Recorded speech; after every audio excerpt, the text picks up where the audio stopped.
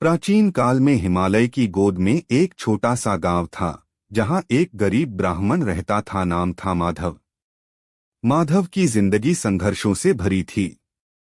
वह रोज सुबह उठकर खेतों में मजदूरी करता, लेकिन कभी संतुष्ट नहीं होता। उसकी पत्नी और बच्चे भूखे रहते, और वह सोचता, हे भगवान, यह जीवन क्यों इतना कष्टमय है? क्या कभी मुक्ति मिलेगी? एक दिन माधव जंगल में लकड़ी काटने गया। वहां उसे एक बूढ़ा साधु मिला, जो शिवलिंग के सामने बैठकर ओम नमः शिवाय का जप कर रहा था।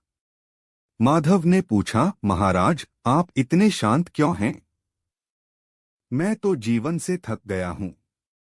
साधु मुस्कुराए और बोले, पुत्र, यह संसार माया है। शिव भक्ति ही मुक्ति का द्वार है। शिव सबके दुख हरते हैं। रोज शिवलिंग पर जल चढ़ाओ, रुद्राक्ष की माला से ओम नमः शिवाय जपो और शिव तांडव स्तोत्र पढ़ो। भक्ति से मन शुद्ध होता है और मुक्ति मिलती है। माधव ने साधु की बात मान ली। घर लौटकर उसने एक छोटा शिवलिंग स्थापित किया। सुबह शाम वह पूजा करने लगा। शुरू में मन भटकता, लेकिन धीरे धीरे भक्ति गहरी होती गई।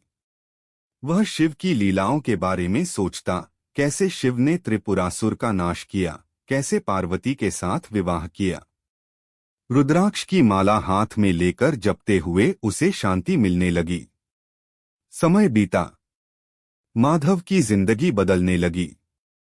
एक दिन गांव में सूखा पड़ा, सब फसलें जल गईं। लोग भूख से मरने लगे। माधव भी चिंतित था, लेकिन उसने शिव से प्रार्थना की, हे नीलकंठ, आप विष पीकर संसार बचाते हो, मेरे दुख भी हर लो। रात भर वह शिव मंदिर में जागरण करता रहा, भजन गाता रहा। अचानक आकाश में बादल गरजे और भारी बारिश हुई। फसलें फिर हरी हो गईं। गांव वाले हैरान थे। माधव की भक्ति देखकर वे भी शिव भक्त बन गए। माधव को अब धन संपत्ति नहीं, बल्कि आंतरिक शांति मिली। उसका मन मोक्ष की ओर मुड़ गया। एक रात स्वप्न में भगवान शिव प्रकट हुए, त्रिशूल धारण किए, जटाओं में गंगा बहाती। शिव बोले, माधव, तेरी भक्ति सच्ची है। यह शरीर नश्वर है, लेकिन भक्ति से आत्मा अमर होती है। मुक्ति यही है, माया से मुक्त होकर मेरे साथ एक हो जाना।